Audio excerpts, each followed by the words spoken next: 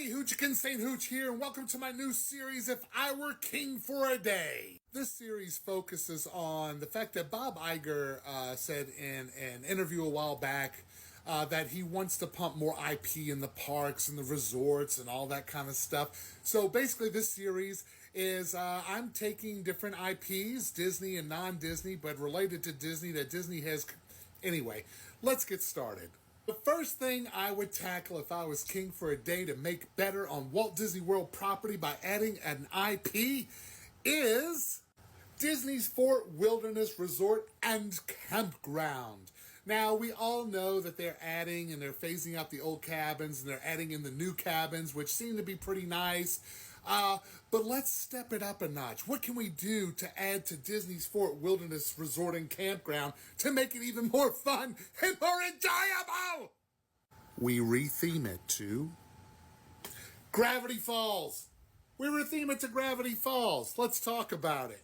Imagine for just a moment you have an established campground on your property. Fort Wilderness, you've got the settlement trading post. You've got the little, the hoop-de-doo, which, by the way, the hoop-de-doo, I think at this time would just remain off limits. Let's just keep it, okay? And then you've got the not the trading post, but the other place across the way with the chicken and the ribs and all the little things, and you can order the burgers and the pizza. That place. For some eyeball reason, I keep wanting to say Trader Sam's, but I believe I mean Trail's End. Trail's End, the little restaurant and everything. Anyway, let's continue. So imagine turning this into this. I mean, come on, guys. The Mystery Shack. You turn the trading post into the Mystery Shack from Gravity Falls. Not only does it have your kitschy Walt Disney World keychains and t-shirts and all that stuff, but it also has all the novelty souvenirs from Gravity Falls at the Mystery Shack. And maybe some of the little sideshow things that Uncle Stan was trying to, the stuff. If you know what I'm talking about. And Walt Disney Imagineering can get creative, and throughout the campsite, they create some of the roadshow attractions like Yarn Ball.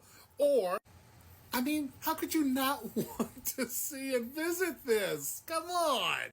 And my mistake earlier, the name escaped me, but Trails Inn could be changed into Yumperjacks. It's so easy. The whole idea just writes itself.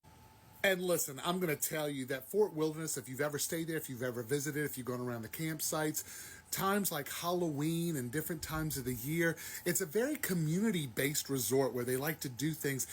What if during the summer, the middle of the summer when nothing's going on except barbecues and swimming, all of a sudden you launch Happy Summerween. And you could sell watermelons at the Mystery Shack, and people can carve their watermelons and put them out like jack-o'-lanterns. Watermelons, what am I talking about?